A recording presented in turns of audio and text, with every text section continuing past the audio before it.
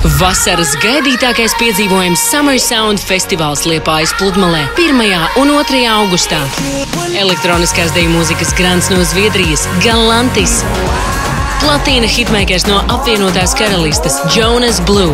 Ukraiņu elektrofolk grupas DJ sets Goa. Latvijas hiphopas Maksvars Ozols. Skaļākie tačku stūmēji Labvēlīgais tips. Karstākās pašmāju hiphopa zvaigznes Viesulis un Sangvin. Dauzoņas no Narnijas Olas. Liriku lielmeistars Fiņķis.